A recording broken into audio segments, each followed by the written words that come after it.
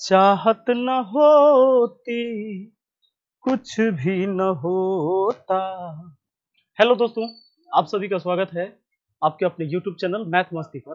दोस्तों मैं हूं विपिन यादव और आज जो हम बात करने वाले हैं आपसे SSC CHSL में जो पूछे गए थे प्रश्न, हमने पोस्ट भी डाला था और आज दूसरा दिन हो गया है, तो मैं थोड़ा सा लेट से आया हूं क्वेश्चन को लेकर, लेकिन हम आपको ये दिखाना चाहते कि किस तरह के क्वेश्चन पूछे गए हैं। तबीयत मेरा बहुत खराब था, इधर टाइफाइड हो गया था और अभी भी मैं ज़्यादा वीडियो बनाने में सक्षम हूँ नहीं, फिर भी प्रयास करता हूँ कम से कम 1-2 वीडियो अब डेली बनाने का कोशिश किया जाए, क्योंकि कमजोरी ज़्यादा महसूस हो रहा है। तो आइए, सबसे पहला सवाल आज का, जो ये सारे सवाल पूछे गए आपके CHSL एग्जाम में, और हम कोशिश करेंगे कि जो भी एग्जाम हो रहे हैं उसके क्वेश्चन हम आपको अपडेट करते रहें।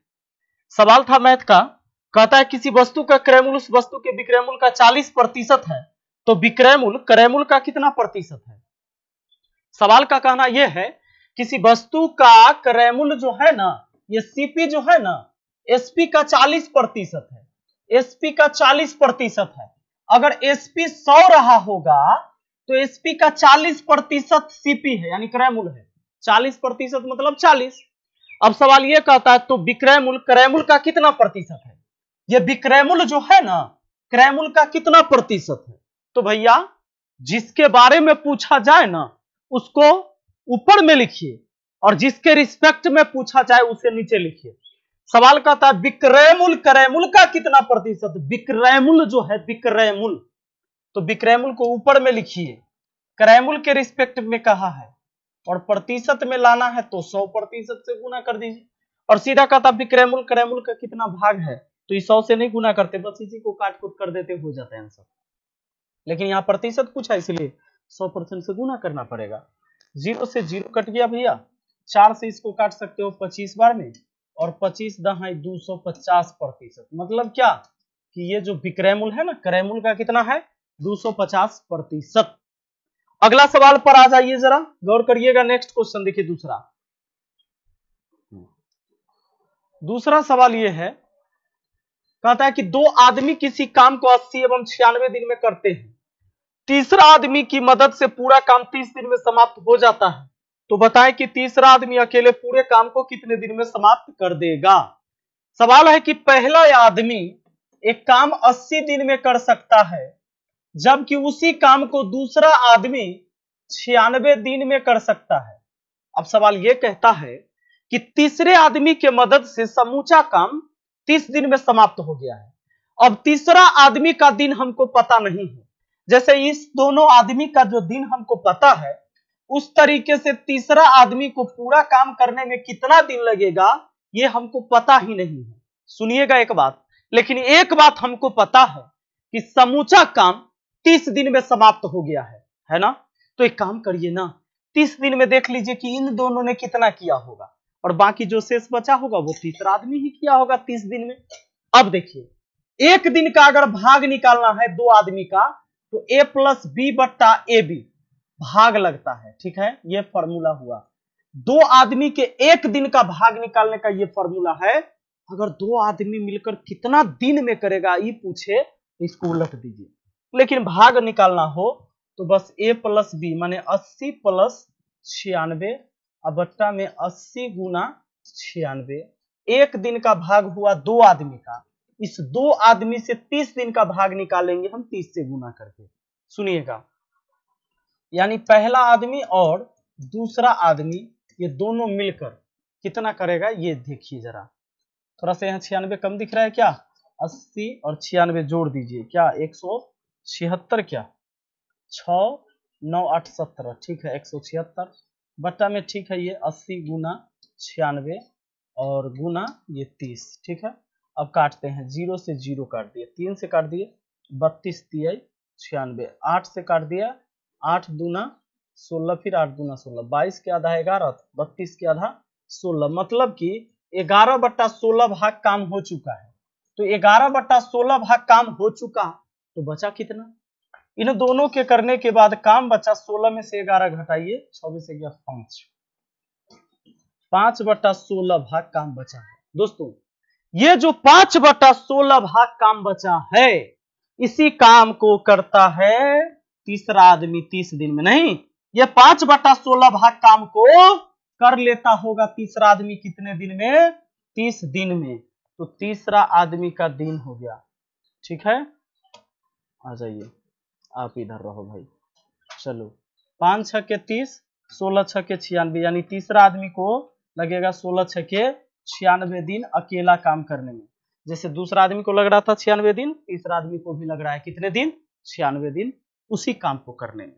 ठीक है, चलिए आगे बढ़ जाइए जरा। सवाल कहता है दो संख्या का योगफल 25 है तथा इनका गुणनफल 144 है, तो इनके वर्गों का अंतर कितना होगा?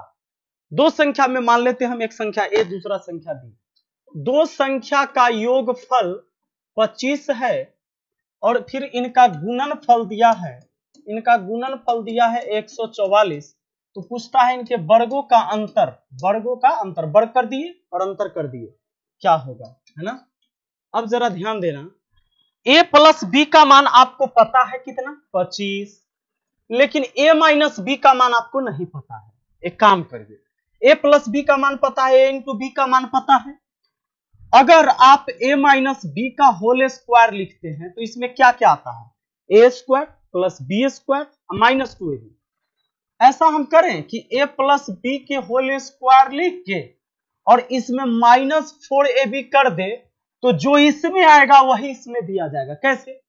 इसमें a square plus b square अब प्लस 2ab में से 4 गो ab घट जाएगा तो 2 गो ab माइनस में ना बच जाएगा। हाँ, तो बस हो गया। अब देखिए, तो ये a माइनस बी का होल स्क्वायर बराबर इतना का 25, इसके जगह 25 रखेंगे, 25 का स्क्वायर हो जाएगा, 25 का स्क्वायर माइनस 4 इंटू ab का मतलब कितना? 144 दिया हुआ है। अब बताइए a माइनस बी बराबर, देखो यहाँ स्क्वायर है और 25 के स्क्वायर होता है 625 माइनस 144 चौके कितना? 4 चौके 16, 14 चौका 56, 1 57, 576 घट जाएगा 49 आ जाएगा। तो a माइनस बी बराबर हो जाएगा रूट अंडर 49, यानी कि a माइनस बी बराबर आ जाएगा 7।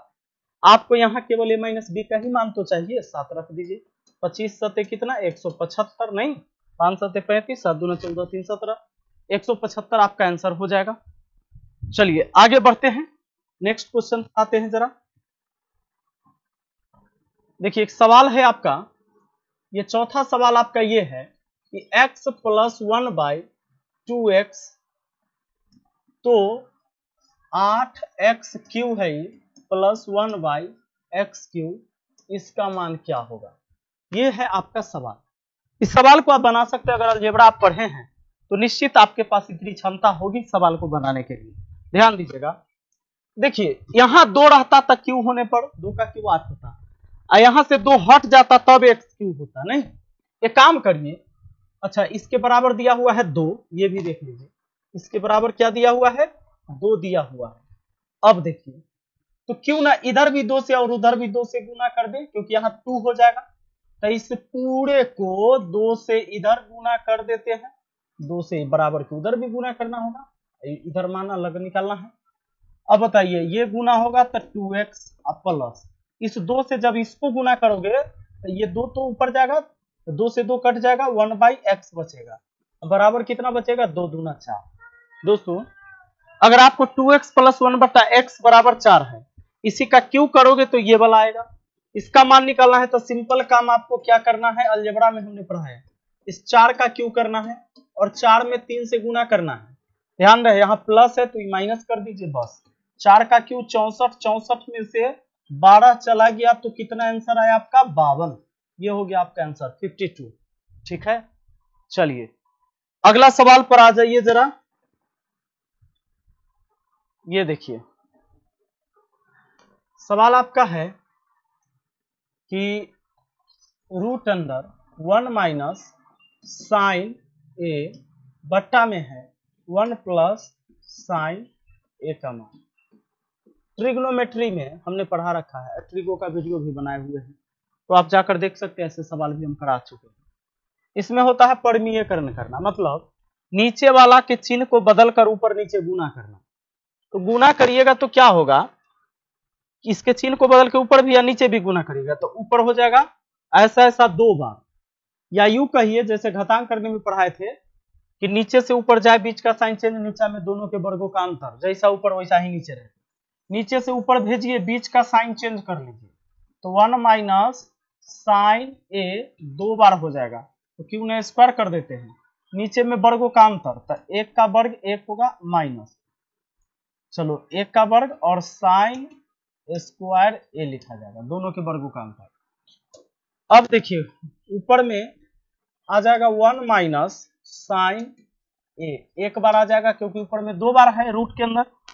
नीचे वाला 1 माइनस साइन स्क्वायर ए क्या होगा, कॉस स्क्वायर ए। कॉस स्क्वायर ए का मतलब है, देखो 1 माइनस साइन स्क्वायर ये हो गया ना, 1 माइनस साइन स्क्वायर ए, इसको कॉस स्क्वायर ए लिख सकते हो, तो बाहर में कॉस ए आएगा बस।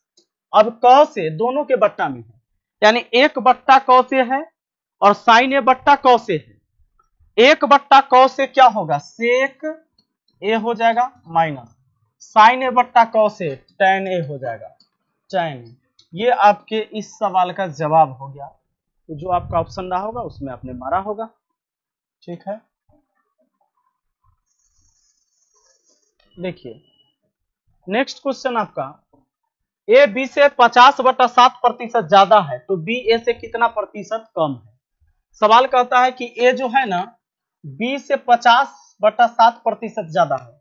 अब बताइए ये 50/7% का क्या मतलब हुआ, प्रतिशत का मतलब बट्टा में 100 होता है।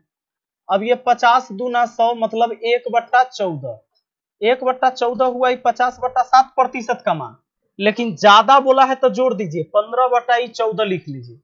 15/14 को आप 15:14 लिख सकते हैं। सुनिए सुनिए इधर कहता है ए जो है ना बी से 50/7% ज्यादा है, ए ज्यादा है बी से ज्यादा हो गया नहीं। अब सवाल कहता है बी ए से कितना प्रतिशत कम है, ये बी जो है ए से कितना प्रतिशत कम है ये पूछा है, प्रतिशत में ना पूछा है। तो पहले देखो बी ए से कितना कम है, कहोगे 1 कम, 1 कम किससे, 15 से, क्योंकि 14 है 15 है, तो 14 जो है इससे 1 कम है, किससे कम है 15 से, तो बट्टा में 15 आएगा।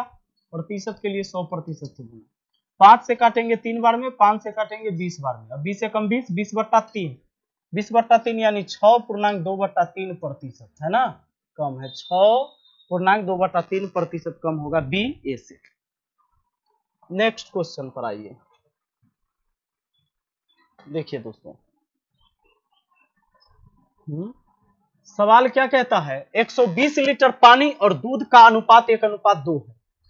इस अनुपात को 2:1 में करने के लिए कितना लीटर पानी मिलाना होगा। सवाल कहता है कि मिल्क और वाटर का रेशियो 1:2 में है, ठीक है, और कितना था 120 लीटर ना, तो 120 लीटर था तो मिश्रण हुआ, टोटल मिश्रण हुआ कितना 2:3 का, रियल में कितना 120 का मिश्रण, यानी 3 का वैल्यू 20 तो 1 का वैल्यू 40, 3 का वैल्यू 120 तो 1 का वैल्यू 40, यानी 40 दूना 80 लीटर पानी है और 40 से कम 40 लीटर क्या है भैया, दूध है। 80 40 120 हो जाएगा। ये 1:2 में दूध पानी है, इसका मतलब मिल्क तो, अच्छा पानी और दूध का अनुपात है, उल्टा है, सुनिए पानी पहले है दूध बाद में, पानी पहले है दूध बाद में है, यानी मिल्क और वाटर का रेशियो पहले पानी बोला है, देखिए यहाँ पानी तब दूध है, तो पानी 40 लीटर हुआ, दूध 80 लीटर हुआ। इस अनुपात को 2:1 करने के लिए कितना लीटर पानी मिलाना होगा, पानी मिलाने के लिए कहा है नहीं, तो मान लेते कि 1 लीटर मिलाना होगा। ये पानी है ऊपर 40 लिख लीजिए, दूध कितना है 80 लिख लीजिए। कितना लीटर पानी मिलाना होगा, तो पानी में मान लेते हैं कि 1 लीटर मिलाएंगे, तब रेशियो हो जाएगा कितना 2:1 यानी 2/1।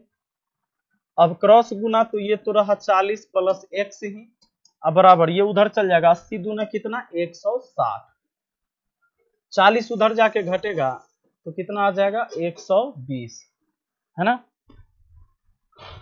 ठीक है। 80 दूना 160 हुआ, ये 40 जाके घट गया तो 0 और 16 में से चढ़ गया 12, यानी 120 लीटर अगर आप पानी मिला दीजिएगा ना, 120 लीटर पानी मिला दीजिएगा तब अनुपात उल्टा हो जाएगा, 1:2 से 2:1 हो जाएगा। देखिएगा कैसे चेक कर सकते हैं आप। देखो आप पानी मिलाओगे तो दूध नहीं ना बढ़ेगा, दूध तो उतना ही रहेगा 80 के 80। ठीक है, तो अब देखिए 80 और पानी, ये वाटर, सॉरी ये है क्या, मिल्क का, और वाटर रह जाएगा, कितना हो जाएगा, ये 120 मिलाएंगे वाटर, और 40 पहले से था, तो कितना हो जाएगा 120 और 40 160, काट के देखो 80 कम 80, 80 दूना 160, 2:1 हो जाएगा, तो 2:1 आ गया। ठीक है, कोई दिक्कत नहीं। इस सवाल में पानी पहले बोला है, दूध बाद में बोला था। देखिए 8 नंबर सवाल आपका कहता है 1000 रुपए की वस्तु को 600 में बेचा जाता है। 1000 रुपए की वस्तु को 600 में बेचा जाता है तथा क्रमवार छूट दिया जाता है। यदि पहली छूट 25% की है तो दूसरी छूट कितने प्रतिशत की रही होगी? 1000 के सामान 600 रुपया में बेच दिया जाता है। 1000 का सामान कितने में बेचा जाता है? 600 में बेचा जाता है। और पहली छूट अगर 25% है तो दूसरी छूट बताइए। पहली छूट बताइए कि अगर 1000 का सामान था और 25% छूट मिला होगा तो ये बिकता कितना में? 75% में। एक छूट के बाद बिकता तो 25% छूट, तब बिकता कितना में? 75% में। यानी कि 750 में बिकना चाहिए था, लेकिन बिका है कितना में? 600 में। तो दूसरी छूट पता चल जाएगा हमें। कैसे? देख लीजिए, एक छूट 25% मिलता तो 750 में बिकता, लेकिन 750 में न बिक के बिका है 600 में। 600 को घटा दीजिए, यानी 150 दूसरी छूट है। दूसरी छूट 150, 750 हो गया होगा ना, और फिर 150 छूट दे दिया तो 600 में बिक गया। यानी 150 रुपया का दूसरा छूट है। ये 150 का छूट किस पर मिला होगा? तो ये 750 पर, और प्रतिशत के लिए हम 100% से गुना कर लेंगे। लीजिए 0 से 0, 15 पचे 75, 5 से काट दिया 20 बार में, यानी दूसरी छूट जो है ना भैया 20% का है। ठीक है, तो चलिए, इसमें 8 ही क्वेश्चन था जो कमेंट में क्वेश्चन आपने भेजा था। जो भी हमने पोस्ट डाला है कम्युनिटी में, अगर आप एग्जाम दिए हैं तो आप वहां पर मुझे क्वेश्चन सेंड करिए और हम आपको उस क्वेश्चन का एनालिसिस करवाएंगे। हम मिलते हैं फिर अगली वीडियो में, और प्रयास करते हैं और वीडियो बनाने का, क्योंकि तबीयत में थोड़ा सुधार हुआ है और हम आपके लिए हमेशा काम करते हैं, तो करते रहेंगे। और चलिए, जल्दी से हम ठीक होने का प्रयास भी कर रहे हैं। ठीक है ना? Thank you, best of luck.